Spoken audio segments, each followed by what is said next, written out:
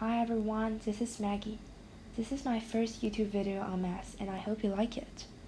Today I'll be explaining how rotations of 3D objects works. Let's start with the basics. This is a 2D plane, the x-axis and the y-axis, and the line representing the hypotenuse of a triangle. And this is the second line. This is where the vector will be after the rotation. And we finish both triangles. And the rotation angle alpha.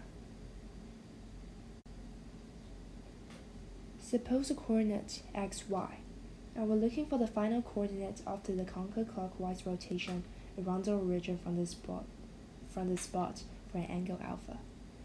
Since it's a rotation, the x-coordinate of the bottom hypotenuse is x cosine alpha. And y sine alpha is a point on this bigger right triangle. And we subtract them to get the final x-coordinate for the rotated spot.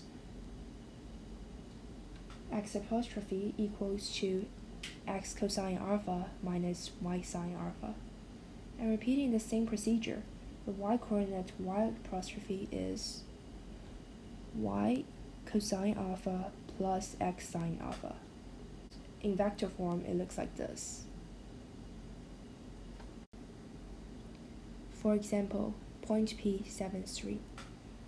Its rotated point with the angle A around the origin is, let's name it P1, this blue point.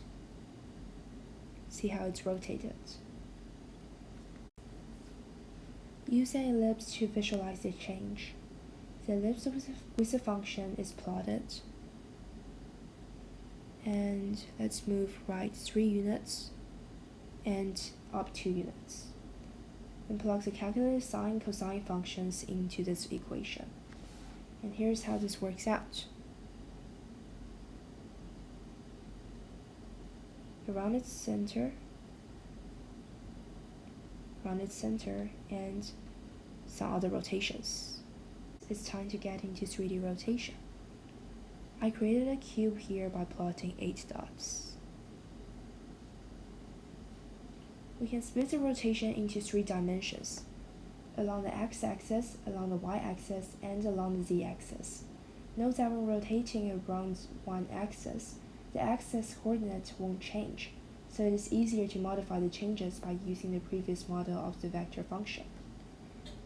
I started the rotation along the axis, having the y and z functions. And the rotation looks like this. Isn't it cool?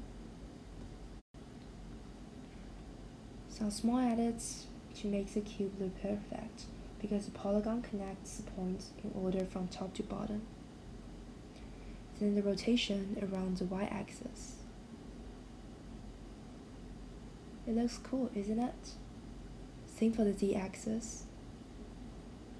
And if I combine all these rotation angles, ta-da! Here's how the rotation looks like. If you liked my video, please support me for more by pressing subscribe.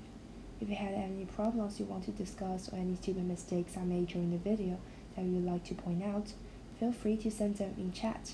I hope this finds you well in understanding how rotation works. I'll see you next time. Bye bye.